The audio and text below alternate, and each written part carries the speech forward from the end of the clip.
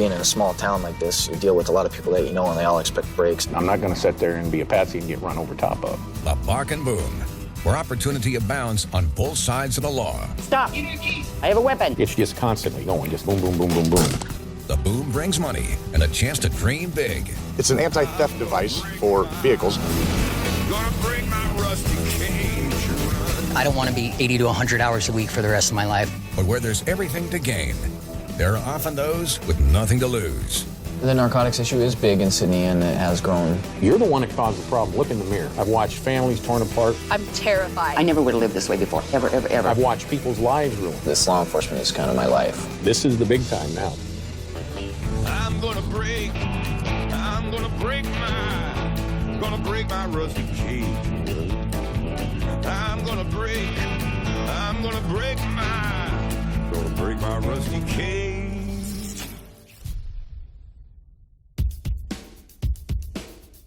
Six a.m. in Boomtown, and Scott Huff is already out on the open road. Scott is the oil production foreman for Newfield Exploration Company, which develops and maintains over 40,000 acres of oil wells in the Bakken. Scott's territory is the region around Watford City, North Dakota. Pretty much my job is to make sure we're getting the maximum production out of that area. What's important, well produced, is that's the company's paycheck. That's the way I look at it. The Bakken has one of the highest oil outputs of any region in America, with each well averaging nearly 600 barrels a day. Supervising a team of technicians called lease operators, Scott must ensure that each well yields its maximum amount of oil. Scott's rounds take him to dozens of wells throughout the Bakken, where he checks the output of each and troubleshoots any problems. Some of these sites have been in operation for decades, but others are brand new. All 6 of these are flowing wells. These 3 here are ours, and there's 3 more right over the hill there. Every single one of these is producing oil and gas. All the wells in this group are producing oil and gas with no pumping at all, otherwise known as free-flowing. A free-flowing well, you're using the natural pressures downhole to help push all your fluids up. Right now, we're not paying for electricity. We're not having to pay for a generator to run these. Every well is different. I've heard of wells that have free-flowed for over a year. As the production foreman, it's my job is to keep them flowing as long as we possibly can. Scott discovers that one of his free-flowing wells has slowed to all but a trickle. I have a flowing well that's trying to die on me. So what I'm going to do right now is I'm going to open this hole up a little bit more, and hopefully that'll regenerate the well and keep it flowing for a little bit longer. This is what regulates how much pressure we allow to go to our treaters. The Bakken Formation contains oil, water, and natural gas, and they all come up through the well. Water is the heaviest of the 3 elements, and if too much of it accumulates in the well, it traps the lighter oil and gas down below. But Scott is a master of the quick fix. By choking this back, you're not allowing as much water to go through it, so all that water is downhole. That water can prevent a well from flowing as well as it does. Right now, by opening up that, I'm babying it along, hoping that we can keep this flowing for a little bit longer. A mix of oil, natural gas, and salt water gets separated and treated on the same site as the well, in a building called the Treater Shack. Here, Scott will be able to see if his fix is working. The water's rushing through here right now. It's not as steady, it's pulsing because water's coming into the treater right now. It's actually a good sign. We're getting rid of the water off the well. Before I opened it up, the pressure on this well was 220 pounds. And by opening it up, that little bit that I did, it's now 307 pounds. So my pressure has climbed up already. Watch the pressures, watch the production every day, every morning.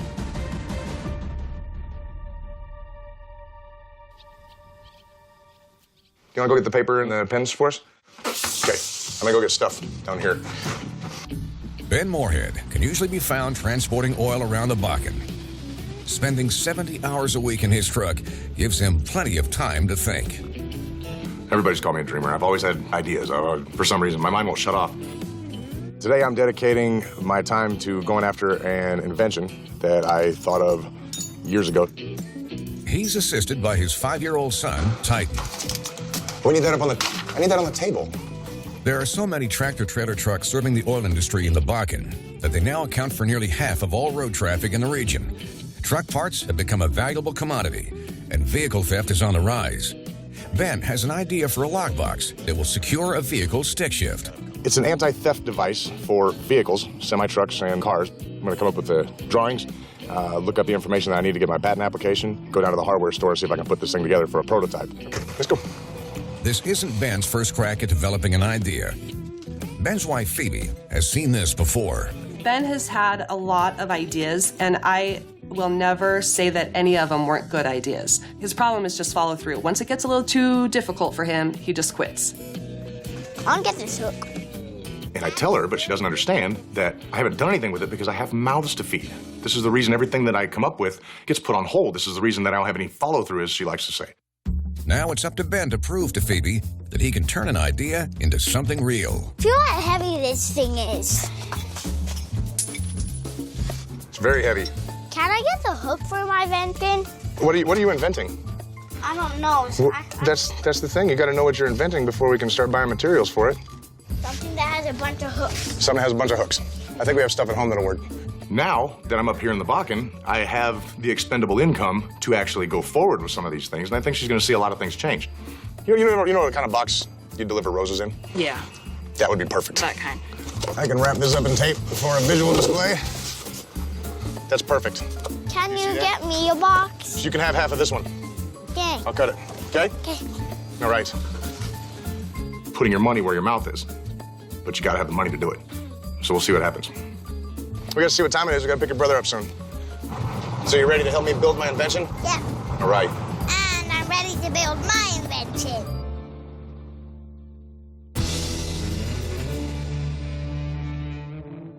Come on now. Come on. Go back. Let's go. Ben's anti-theft invention reveals a darker side of the boom. With the rapid rise of crime comes the demand for more crime fighters. I'm Alex Rosellis. I'm with the Sydney Police Department here in Montana. I'm the canine handler. Have been since April of this year. I'm from Western Montana. I was raised in a family of law enforcement. It's kind of in the blood. It's a very prideful profession. All this gear adds about 28 pounds. 23 years old and come home and your back aches all the time. You know, it's kind of different. Zero time. In the past 6 years, narcotics have become a serious problem in the Bakken.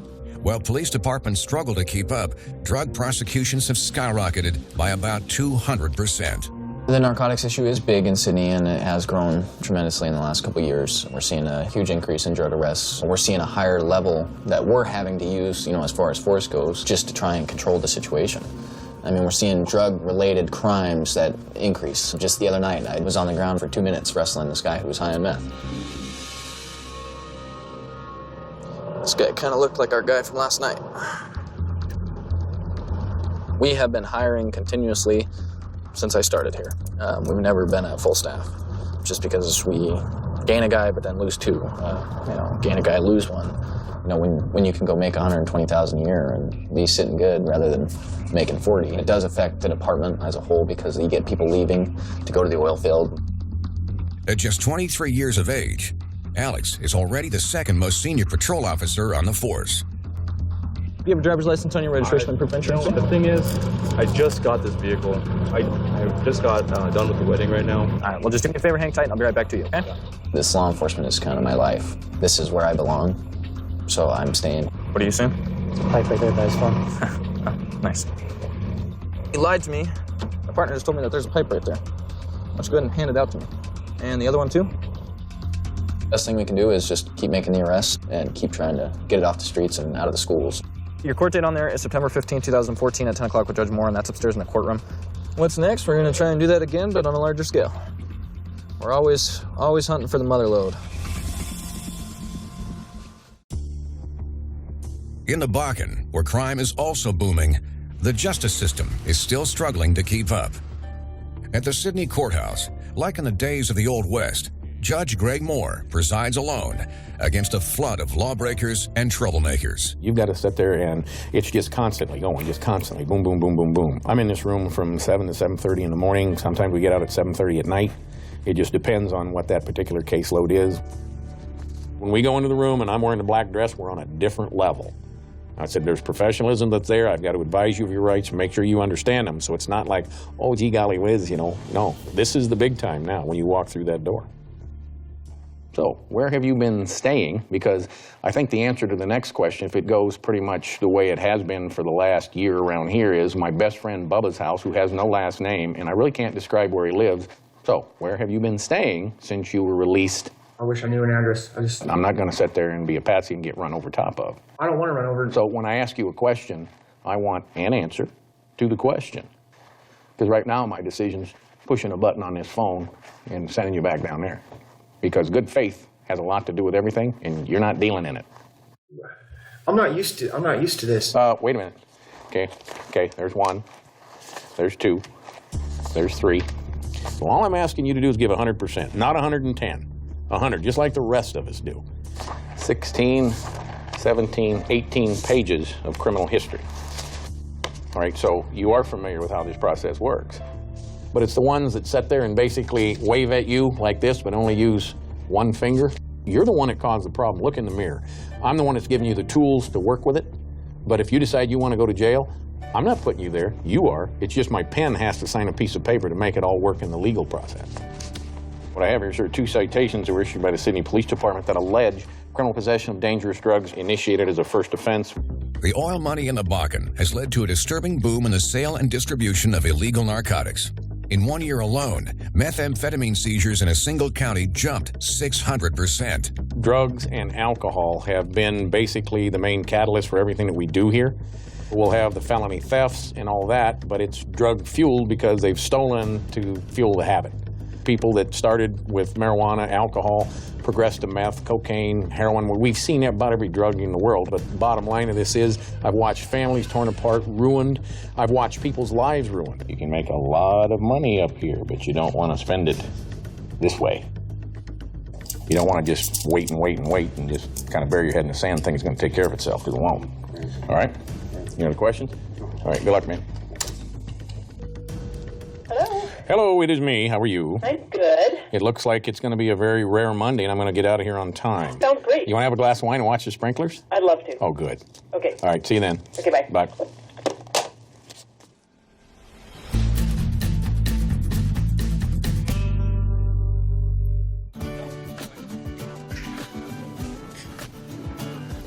I don't clean this up. That's the dog's job. So we're gonna wait till they get back, maybe. 6 days a week, welder and family man Dan Dooley lives and works away from home.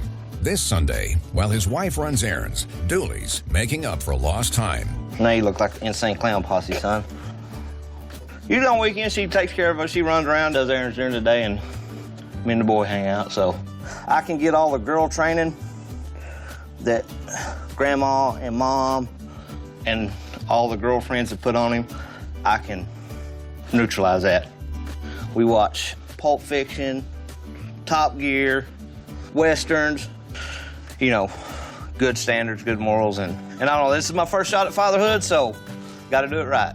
You know what I mean? My pride and joy. All right, Tom Petty, let's change the diaper. Dooley came to the Bakken 4 years ago looking for work. The last thing he expected to find in small-town Montana was a family of his own. My boy. Well, we met right here. I was the manager of the industrial part of the cleaners. He came in, and I saw him, and thought he was cute right away. And I'm like, hungover, no makeup on, greasy hair. I'm so nervous, I can't even count him his change. And he's carrying his clothes out, and... This old lady walks out and asks, "We need your number in case we have an emergency for your clothes." Which there would be no emergency because I had no clothes here anymore. So I write down my number, and I'm walking out, and I turn around and I say, "Yeah, I think I just got hit on," and we get completely oblivious to it. And then he came back in and said, "I need your number in case I have an emergency." He called me, he took me to lunch, and he said, "I'll take you anywhere in the world you want to go." And then a couple weeks later, we were in London and Paris and Rome and Jamaica and New York City, and anywhere in the world I wanted to go. I asked her to marry me under the Eiffel Tower in Paris. Obviously, I said yes. You can look at Hannah and look at me and think, why would she pick me? His personality, his confidence, he's funny, he's good looking, he's a great dad. You know, oh.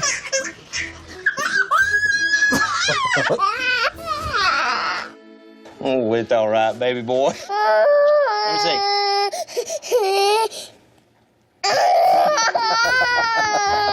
How is the baby? Thanks for leaving me with spaghetti, by the way.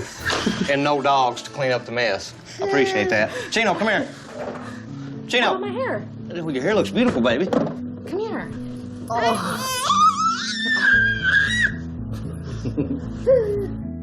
Tomorrow morning, Dooley will make the long drive back to Stanley, North Dakota. It'll be 6 more days of work until he sees his family again. It's part of doing business in the Bakken. You know, got to sacrifice to make money. So here we are. You fly into the Bakken at night, and you can see these massive lights. You think you're flying into a major city, but yet this is a farming region. From space, the Bakken looks as bright as many major North American cities, despite having only a fraction of the population. The lights you see are not from people's houses. They're flares. They're natural gas burning at well sites. The environmental impacts of the fracking process are heavily debated, but flaring is the one thing that even oil companies see as harmful. This is the most visible failure of what we're doing in the Bakken so far. That's gas that's not being captured because we don't have a pipeline to all the 8,000 wells in the Bakken. The release of natural gas is a byproduct of the oil extraction process. If an oil company doesn't have the infrastructure to capture it, it has to be burned off, a practice that is harmful to both the environment and business. I mean, even today, with Liberty in our operations, we're flaring, over $10,000 worth of gas every day. That's crazy. We don't want to do that. To be able to sell this natural gas, we have to have a pipeline connected to every well. That infrastructure, that ability to connect all those wells, it has not kept a pace with all the drilling. So today, Liberty Resources CEO Chris Wright is traveling to Tioga, North Dakota to inspect the progress his company's making to catch up to production. Liberty will solve that problem this year. We won't be flaring gas at any material level. We're building on the surface and trenching underground. This is to connect all of our wells so the gas can get to people's houses and power plants. We got about 5.5 feet of frost here, so the ground is pretty much solid frozen all the way down. We're going just below that frost line, so in case the gas flow stops, we don't freeze. Chris wants to make sure that Liberty is at the forefront of this environmental initiative. The $20 million project will significantly reduce the company's current carbon footprint. Come May, there will be no flares there. Flaring is a Bakken-wide problem that impacts the global image of the industry. In 2013, nearly 30% of all gas produced in the Bakken was flared away. By 2020, the goal is to reduce this number to 10%. 5, 7, 8 years from now, when the infrastructure is fully built out, you won't see a flare. But we're not there yet.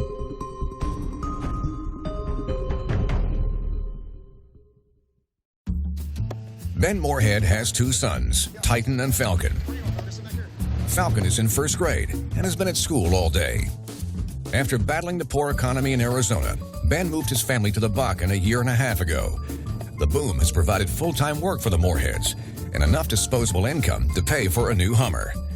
It's also given Ben time to explore a new side business. All right.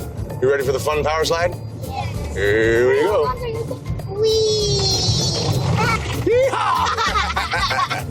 I'm doing what I want to be doing in my life. It's about providing a healthy, happy, loving home for my family. Today, while wife Phoebe works, Ben is following up on an idea he had while driving his oil truck. It's an anti-theft device, and building an early prototype requires all hands on deck. Hey, which one of you guys is the strongest? Titan. I need you to get my tool bag, will you? You think you can pull that heavy thing up here? The whole thing? Yeah.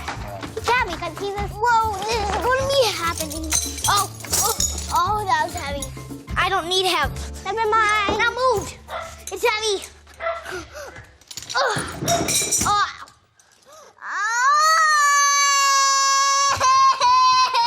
Are you good? Is everything good? All right, we can be tough again? Because you're strong, right? I've been a dreamer my whole life. My family, for some reason, doesn't aspire to be anything. I'm the only one with the entrepreneurial spirit. I'm the only one that's willing to go out and take a risk. My parents, they would say, you can be anything you put your mind to, but when I would come up with an idea, they're like, well, if it's such a great idea, why isn't it already invented? Thanks a lot. What are you doing? I am putting this bolt in there. The oil boom has offered us the opportunity to be a better family unit, to chase a few dreams. So it's offered us a lot. Can I try? Sure. But the road from prototype to finished product is a long haul. All right, what'd you do with your invention? I didn't build it yet. If none of my ideas, if none of my dreams come true, I'll stay right where I am. I'm happy here. It's comfortable. But I would like to continue moving forward. I don't want to stagnate.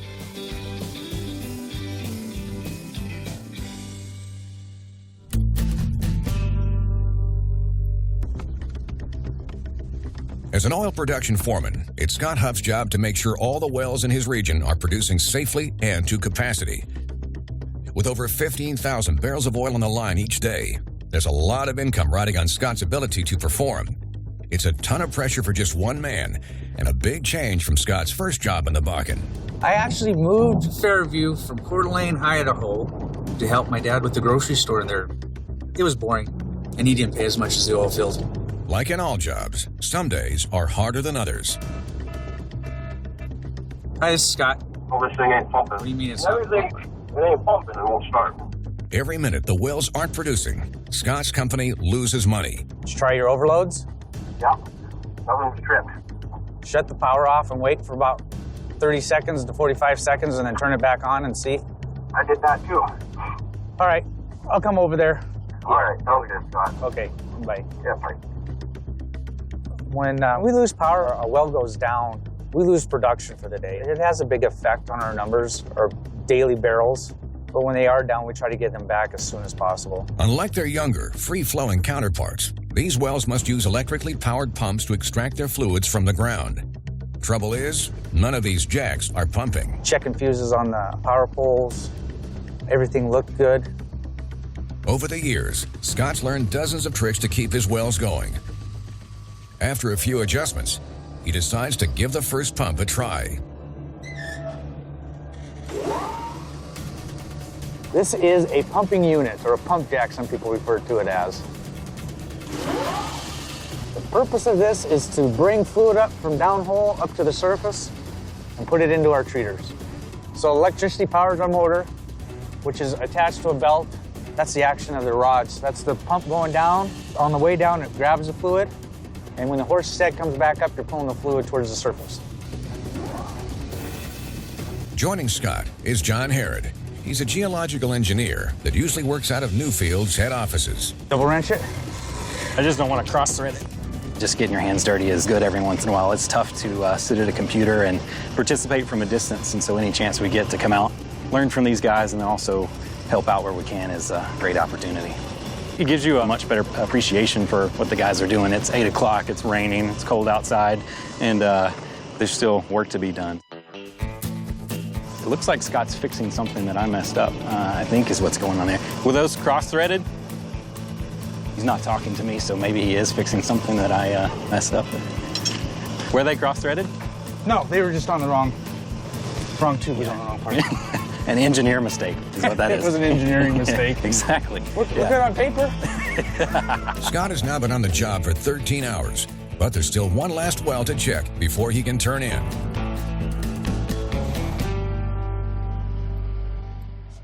We should, about 1.5 miles down the road, we should find the location that we abandoned about this time last year. So when we do that, our obligation is to completely plug the well to the state's standards. Once a well ceases production, Newfield has a strict policy of returning the land to its original state. Per our agreement with the landowner, we cut and capped the wellhead, plugged it below grade so that it wouldn't be an issue with farm implements. You know, part of the requirement with our lease is that we put the land back to its original contour, and we work with the landowner to talk about how to seed the land. And the goal is not to have to find it. Seed. Yeah. This looks pretty good. I can't even see the pad where the pad was. These things are taller than I am, for crying out loud. Do you remember where we parked? Put up a smoke signal so they know which way we're going. It's 2 hours from here to Stanley, and it seems like 20 hours at times, you know. After saying goodbye to his family, Dan Dooley and his welding crew have traveled back out of state for another long week of work. Being away from home and loved ones is often the steepest price paid by those seeking their fortunes from the boom. We're in Stanley, North Dakota at HLD's Stanley Extension. This is company housing. We're here 6 days a week, and then Sundays, me and John usually go back to Sydney, so. Him living in Stanley isn't the most ideal situation, but it's our only situation, and so we're just trying to make the best of it. You know, that's why we rented a house there. The wives miss us horribly, but I mean, that's part of the business, you know what I mean? You gotta go where the work's at, and right now this is where all the work's at, so here we are. While they wait for the rest of the welders to arrive, Dooley and Ray get started in the kitchen. We're cooking hamburgers, you know, the typical slop of a general male and vodka. So, I mean, it's nothing too out of hand. You never know where burgers will take you. You gotta get out the kitchen, bro. Yeah. You ain't doing nothing here. That's why that knife's so dull. Samurai shit right there, daddy-o. I've been waiting on it to cut itself. Man. That's a big-ass slice to go on a hamburger. That's your wife. Back in Sydney, Hannah and the girls have dinner plans of their own. Hello, love. Guess what Cassie and I are making for dinner? Meatloaf inside of a zucchini. Oh, you mother, you're doing that without me?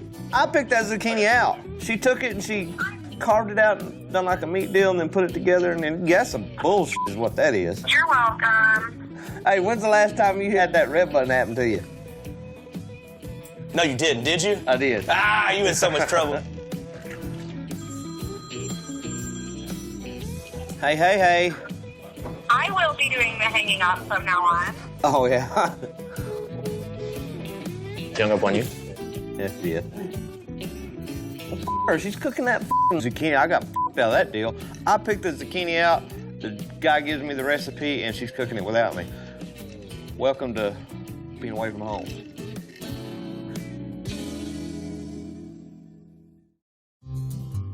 Over 20 minutes have passed since Dooley's wife Hannah hung up on him. In that time, the rest of the welders have shown up for dinner. I had about $30 of bullets in my pocket. What's up, Sweet Pea? Hi, why didn't you call me back? I didn't want to get hung up on again.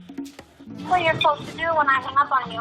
Oh, well, I was explaining to John why I was so upset about the zucchini. Well, sorry. Well, but you probably got to cook it before it goes bad, so I understand, baby. Yeah. Love you. Love you too. Bye. Bye. Working away from families and loved ones is a cross many Bakken workers have to bear. But the welders at HLD have their own philosophy that helps them cope with and even embrace their unique lifestyle. It's work hard, play hard. If you're gonna go get it, you might as well be able to enjoy it. Said it 1,000 times before. All work and no play makes Jack a very, very, very... I don't know this Jack fella. Luck be a lady tonight.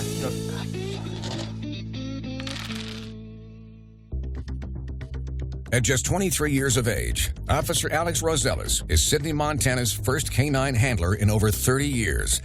Zero is his partner in law enforcement. He's a dual-purpose narcotics and patrol dog trained to locate and indicate to the presence of marijuana, cocaine, methamphetamines, and heroin. He also does patrol functions, which includes building searching, criminal apprehension, tracking, article searches. He's a very useful tool and very loyal to me. He loves me to death, and I love him back. We haven't had a major drug bust or anything like that, and he has yet to have a use of force under his belt. We'll take it when it comes to us. You know, we're actively pursuing it, but sometimes it just doesn't happen the way you want it to, you know. Suddenly, a call for backup. There's a bar fight in progress at a local pub. Officer Rosales responds. One of the suspects has fled the scene on foot. South, without a shirt. Hop in. Alex heads off in pursuit. Firm southbound without a shirt. Attempting to locate a male without a shirt on. There was a bar fight. Sounds like the guy that assaulted one of the other officers. So this just goes back to exactly what we were talking about earlier about the assaults on officers. One just occurred tonight. Did y'all see a guy without a shirt run by? Okay. But the suspect has disappeared somewhere in the Sydney streets. I'll be back up at the Ranger. Alex heads back to the bar to help collect statements. Being in a small town like this, you deal with a lot of people that you know and they all expect breaks. Do you remember which one was trying to break it up? Yeah, it was Randy. What are you doing? I want to read a statement about the guy running in the white shirt. And they all expect just because you know him that you're going to treat him differently, and that's not the case. Alex, I know. You do know me. How's married life? Hey, how's your canine unit? Do you have the dog? Yeah, Is he he's in the there? car. Yeah, he's in the car. Can we see him? In a What are you bit. guys doing? Just stay back for me, okay? I don't want him to get mad. So this is the puppy dog. You can come over and just see him. Hey, boy. All right. How old is he? He's almost 2. I think it's been a successful shift tonight. You guys have a good night, okay? Thanks, Alex. Yep. Alex? Hey. What are you doing? Driving. Sandy Beagle Angel is a lifelong resident of Sydney, Montana. When the boom came to town, Sandy's world was transformed forever. I never go out. Never go outside without putting a gun on. Ever. And locking one of the doors. Yeah. Today, Sandy will be shooting blanks as she continues her firearms training. Good morning, Sandy. Good morning. You here for some more training today? I am. We can go down there, and will you be shooting the revolver again? Oh, yes. Okay, 45. All right. Before the boom, I didn't lock my house. I didn't lock my vehicle. I felt secure and safe in my own little hometown. And then at the south end of my block is where our teacher, Sherry Arnold, was jogging and was killed. After that, everybody felt the fear, and I felt myself living in a house, afraid to go out, until finally I decided I've got to take my life back again. And I went for tactical maneuvers training. I got my permit so I can carry. Yeah, I never would have lived this way before, ever, ever, ever. So now you've walked up to your home, okay, in this scenario, and the door is wide open. Okay. So you need to make sure you're prepared. You're making audible announcements of who you are, that you are here, that you have a weapon. Is anybody in here? I have a weapon. You need to show yourself if you're in here. Show yourself. Okay, see the shadows there? No. Oh, boy, I'm dead. Okay, that's okay. At home, that's all I have is me, and that would be a scenario that could happen. That could happen to me. Communication is very, very important. Okay. All right, here we go. We're gonna do it again. Okay. Who are you? I'm the homeowner. What do you want? I want you out, now. Get out. You get out. You're dead. Always have your weapon reloaded immediately. Okay. Yeah, Lord forbid that I ever shoot someone. Right. Okay. Okay. You wanna do it again? So, yeah. Stop. I have a weapon. I will use it. What do you want? Reload. My heart's still pumping, though. Okay. This is so much fun. Good deal. I mean, shouldn't say fun, but yeah. Now, what is a parking lot robber? Hey. I'm not playing. Give me your keys. I have a gun. I'll use it. Back off. I'm not gonna play around with you. Do I look it? Give me those keys now. No, you stop right there. Give me those keys. Yeah, reload. That was much better. I'm alive on that one. Okay, good job. I feel safer with my gun. Hopefully, with the training that I get here, I will be able to ask the right questions, because you never want to shoot somebody if they're reaching for a cell phone or a bag of booze or something. I don't want to kill somebody. But it's better to be tried by 12 than carried by 6. Yeah. All right, he's out of here. He's not coming back. Truck driver Ben Moorhead has an idea for a security device for semi-trailer trucks. It involves a stick shift that folds away into a lockable box. Ben has spent his day off making a prototype so that he can get his invention patented. Ben's wife, Phoebe, has been at work all day at the Sydney courthouse. She loves me and she believes in me. And she has no problem telling me that one of my ideas sucks. So when she does support me, I know that it's genuine. Hello. What's up, baby? That's it. Tell you what, let Mama sit there in the co-pilot seat. When I got home, I saw Ben's very rough invention. Right, remember when you were in the truck with me? Yeah. Just cruising along. You hungry? Yeah. Locked away. But I thought you were going to build like the locking part. Isn't that what this is all about? No, this is what it's all about. The locking part that's like details, really. We went to the hardware store to get a stick shift. So I need something to show them. Like, I need a box that will lock like this, and then when I hit here, we'll have the bars that go through, and it would take you a lifetime to break into that. Okay. The conflict happens with him and I when he thinks I don't believe in him. That's when we start arguing. What was the purpose of this? To show the next person who actually builds it? No, just to piss you off. That's the only reason I did it, just to make you ask me questions. He thinks that because I'm not excited about a little invention, that means I don't support him, which isn't true. I thought you would have gotten more done.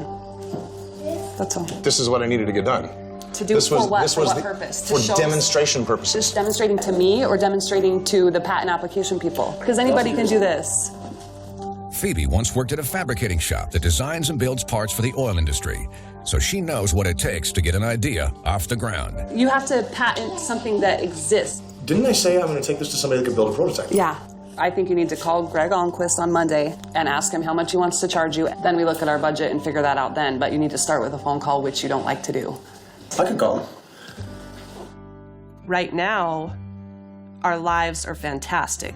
They're better than they've ever been, but one thing we can both agree on is we're not going to be an average family. We don't want to be mediocre people with mediocre lives, living paycheck to paycheck.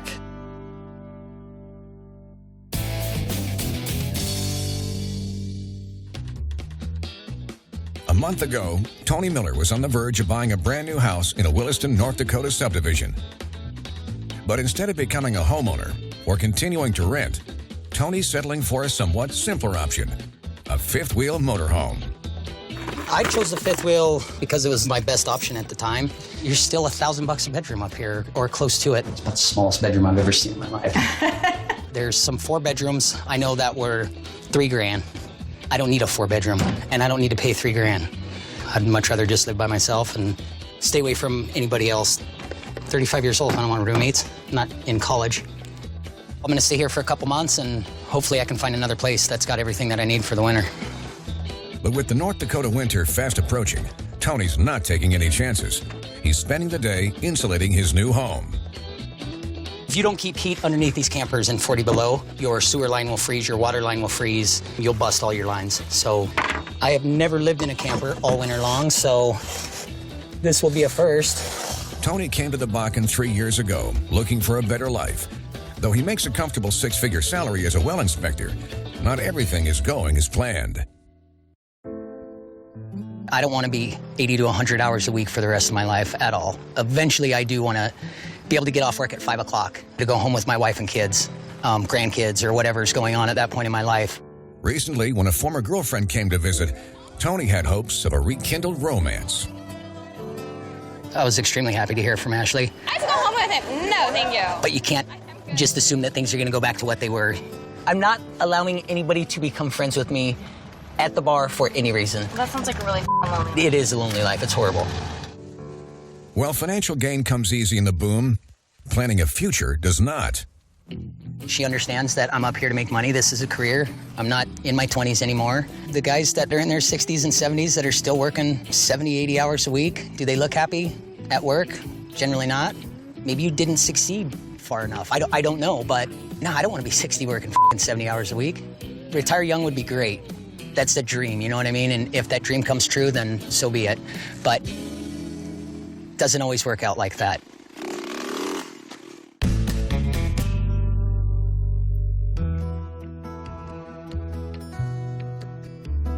Kind of a family get-together, company get-together. It's important because we're all close. And being close together, you know, this kind of stuff keeps us close together. That's why it's important. We're having a pile-up! HLD boss Hannah Dooley is throwing a party for her employees. At this company, team building and family time are one and the same. Tonight, it's BYOG. Bring your own guns.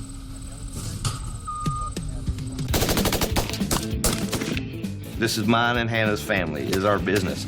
And all the employees that we have are basically not from here, so we want them to feel like you're not just here for a job. With a business requiring nonstop high-stress work, this is just one of the many ways the HLD family has learned to blow off steam. Is it the business model that most people will project? Probably not, but I mean, it's a model that's worked for everybody that's employed by me and Hannah, so yeah, I think we're doing it right. The shot of the year. Somewhere in there you said it was. Oh my gosh, is this it? This is it. The another round with the 50. I got Dooley the 50 caliber for Christmas. Finally, we acquired shells for it in Minot, and they're $6 a shot. When you shoot this thing, you better not miss. Before you shoot, I'll put these on him. Oh, it's not much louder. Okay, because I'm just, the baby's over there. Okay. All right, we're ready. Oh my gosh. Oh, big hole, huh? Does it kick hard? Huh? Does it? Motherfucker's loud. It's probably too loud for you, baby. I'm gonna shoot it, but I need earphones. There's nothing sexier than a woman with a loaded gun. Hold it like that, baby. You're hot. I'm terrified. Hey, baby, don't be scared of it. It ain't gonna eat you. It didn't go in there. It's right here. You pulled through. Good job. Good job, Sweet Pea. F***ing awesome. It whooped my ass, but it was a good purchase. I did a little fumble, but it never came out of my grip, but it almost came out of my grip. But it was good. We take care of you, you know, your family, cookouts, dinners, and with all of that comes good times.